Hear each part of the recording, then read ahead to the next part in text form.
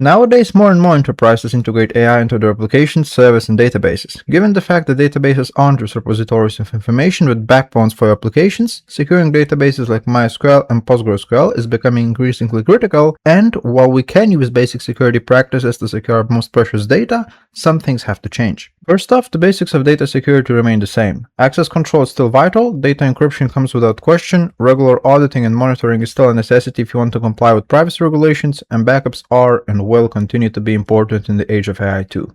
It's important to be aware that while AI-driven attackers will perform actions faster, AI is still just a model working by aggregating public data and training on it. AI chatbots like ChatGPT are trained on large datasets of text and work by acquiring and analyzing public data, fine-tuning their models based on it, and providing snippets of processed public data based on a query. Understanding this helps to see AI as a tool that may be used or abused. From an attacker's perspective, hackers will frame questions in such a way that causes chatbots like ChatGPT to return actionable advice on how to scan for exposed credentials, where to find poorly secured APIs, or what permissions may be misconfigured judging from public data, and with AI's ability to aggregate and synthesize vast amounts of data, attackers will leverage tools like AI-enhanced scraping or fuzzing to pinpoint database vulnerabilities with greater accuracy. All this means that securing MySQL and PostgreSQL requires proactive actions and tools that can anticipate and counter AI-enhanced attacks. The foundation of database security begins with authentication. If attackers can gain access to the database as a result of your administrators using weak or compromised credentials, the rest of your security measures become irrelevant. Avoid storing passwords if you can, and if you do store passwords, hash them with BCrypt or Blowfish. Avoiding storing passwords may make GDPR relevant for your use case, and hashing passwords using Blowfish instead of MD5 may make them unfeasible to start cracking after a hack. Implement brute force detection and blocking mechanisms within your application to make your application resilient to brute force and credential stuffing attacks. Enforce strong passwords and the usage of two-factor authentication by disallowing the registration of users that have passwords of less than X characters, and ask them if they want to enable two-factor authentication upon registration. There are plugins for this if you find yourself using a CMS. If that's not possible, enforce single sign-on. Ensure that all data transmitted between clients in your database is encrypted by using SSL for database connections. This prevents data interception during transit, protecting it from man-in-the-middle attacks. Also, don't forget that MySQL supports encryption functions that allow for a granular approach to security. Keep your databases up to date. Both MySQL and PostgreSQL release security patches that fix security vulnerabilities as well as introduce performance updates. The same goes for the operating system powering your service and the software within your application. If you keep everything updated, you have one less thing to worry about. Monitor and audit the activity within your database. MySQL has logging capabilities that track user activity and error messages. Enable the general log to track all SQL statements within your database and the error log to capture system errors and security warnings. You may also want to back up crucial log files to another server. That will be helpful in the event of a compromise if the logs are wiped.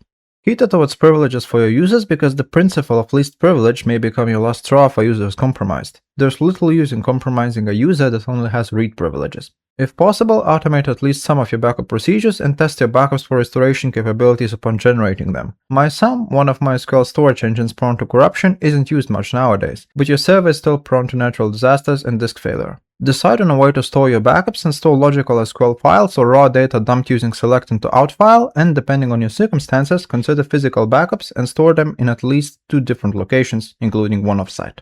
You may also want to limit backup file access to those who absolutely need it, or avoid storing them on your server in the first place. If possible, encrypt your backups too, or encrypt the disk they are stored on. These are all things that you need to take care of when running MySQL. But using MySQL is only necessary if you have an application facilitating a wider use case, and that's why you need to take care of the security of your application too. To do that, you need to perform a couple of key things. Remove any identifying markings related to the software of choice, because with AI, attackers can ask what security vulnerabilities are prominent in the specific version of the software you're using, and then use the information against you in your application. Simply remove powered by or similar wording from the footer. Secure the backend of your application by following best practices like input validation and sanitization, prepared statements or PDO, a firewall to filter out malicious traffic and requests, and implement safe authentication mechanisms. Consider limiting access to parts of your website, including PHPMyAdmin for MySQL. Set up an htaccess file that grants or denies access to panels like PHPMyAdmin based on a set of rules, limiting access to MySQL by IP address to ensure only trusted sources can connect to the database server. Avoid using root for everyday database tasks. Because root is a power user, its compromise could result in major consequences. Instead, opt to create specific users with the least privileges needed for the task. Set up cron jobs to remove unused data and files if they are dormant for a certain amount of time. Finally, take a close look at all of your files and check if any of them reveal any compromising information in the comments. This includes configuration files, server-based files, files included into other files, etc.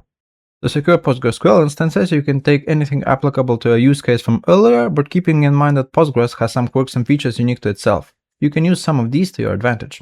Audit or PostgreSQL Audit is an extension for PostgreSQL that aims to provide a robust and customizable auditing solution for tracking database activity within PostgreSQL. This PostgreSQL extension enables administrators to log detailed information about almost all operations within the database, including CRUD operations and other actions. The usage of Audit is exclusive to PostgreSQL and can help greatly enhance both security and compliance by ensuring a comprehensive record of who did what, when, and how. By incorporating PGCryptor into the database, users of PostgreSQL can encrypt and decrypt sensitive data, securely matching cryptographic keys, hash data, and create digital signatures, thus ensuring compliance with data protection regulations.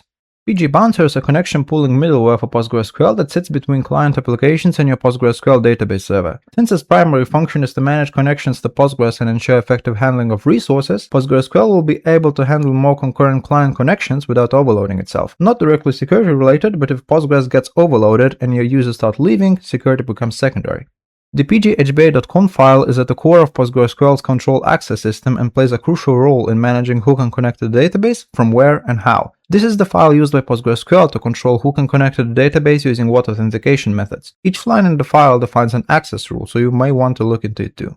Finally, keep in mind that all tables within PostgreSQL can have row-level security policies that instruct the database which rows can be interacted with using SQL queries. Row security policies can be applied to commands, roles that are collections of privileges, or both of them. As for other best practices, it's the same story as ever. Use strong authentication and don't forget about two-factor authentication, monitor what's going on within your application and database, use the principle of least privilege, and encrypt and back up your most precious assets. Follow basic security practices, evaluate your specific use case, apply the relevant best practices outlined in this video, and you will be good to go. Make sure to subscribe for more advice to secure your databases, and until next time.